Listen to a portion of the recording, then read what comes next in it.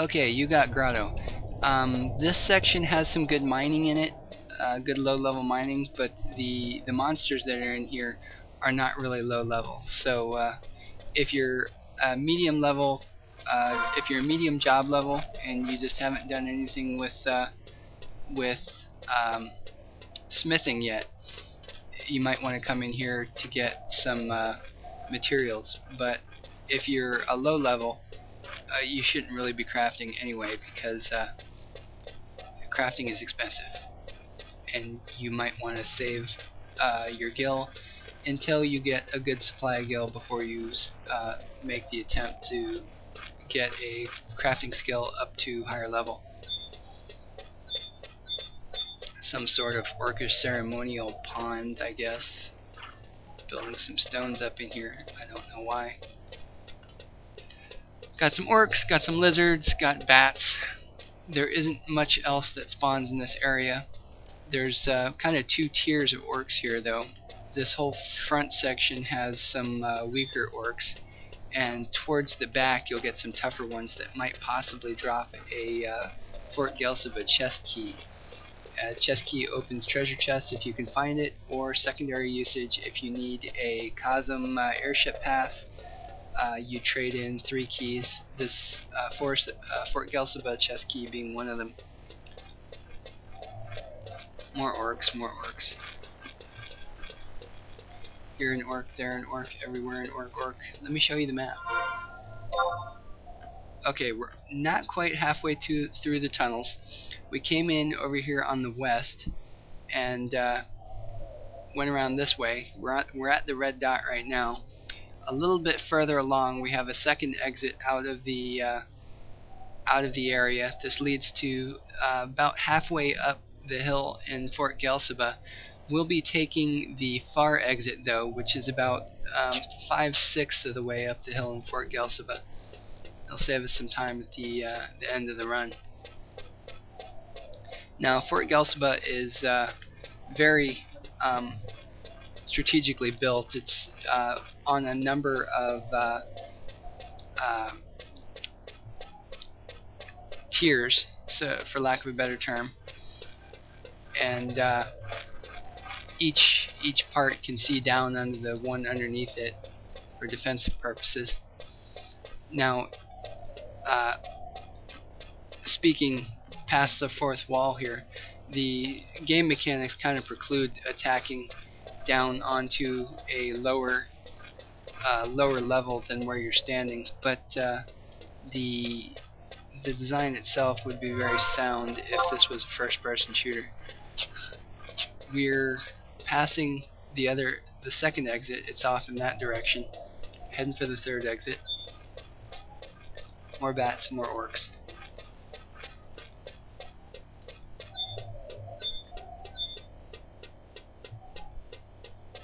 Huff, huff, huff. I'm all out of breath. And I'm the even one doing the running. Fry is.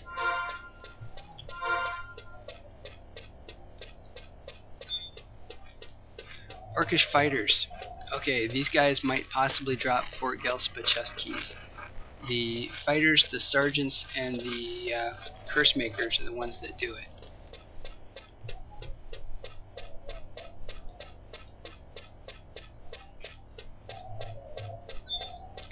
There's another mining point.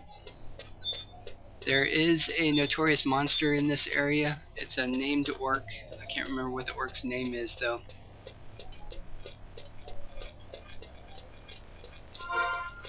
Almost there. Right around this corner and we'll be into Fort Gelsiba.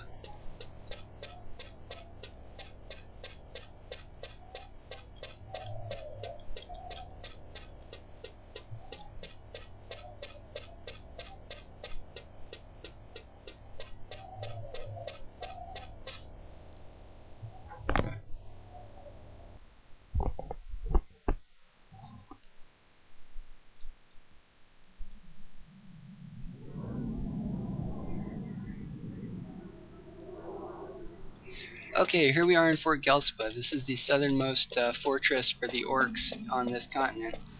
Like I said, this is not their homeland, but they took up residence. Let me show you the map. We're going to go to the west a little bit, and then around and south, and then back east, and then north again. It's a little roundabout, but like I said, this place is very, very soundly built. If you used the other exit, you'd come in all the way over on the west, and you'd have to run around the long way. More orcs, more orcs, more orcs, and bats. There would be possibly some orc war machines up here too. In the tunnel, we just passed, might be possibly a spawn point for one of them. Lots of orcs. We're going to be passing a spot shortly where we can look down and see some orcish crossbows. Not crossbows, catapults, orcish catapults.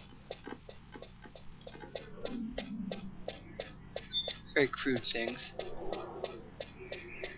Effective though. They're one of the main. There they are off over that way.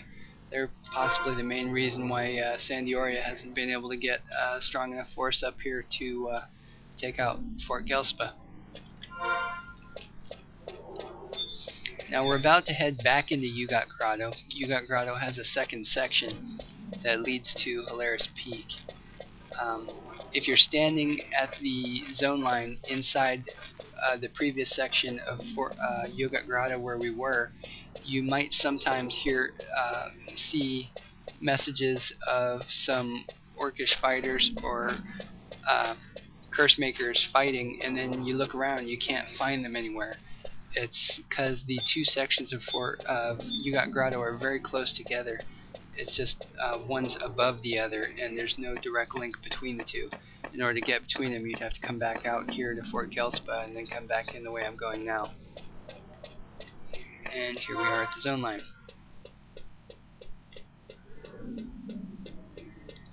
One last look at the map before we zone. I'm kind of off the map over on the east side.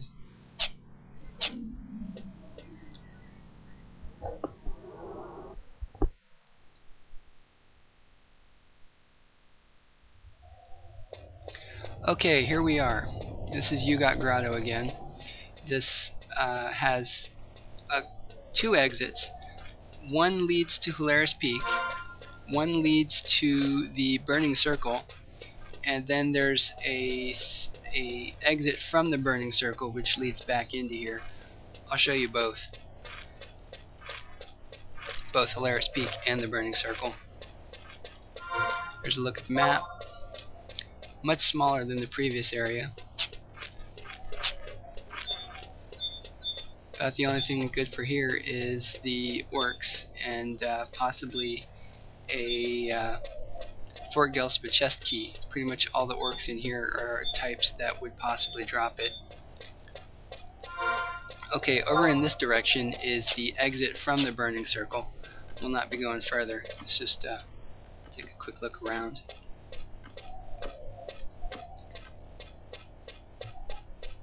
And then over in this direction is the entrance to the Burning Circle. Pardon me, orc. Out the way, out the way. Almost there. Okay, here's the entrance to the Burning Circle. Now the previous Burning Circles we saw, one had a stone pillar with the Beastman icon engraved on it, and the next had some boards strung up with the Beastman seal painted on it. This one has a leather thing, a hide stretched across the back with the Beastman symbol kind of branded onto it. This Burning Circle works much like the previous two we visited. You could turn in Beastman seals to an NPC in Port Juno, and you'll get orbs, and you turn those orbs into the Burning Circle, and they key you into the fights.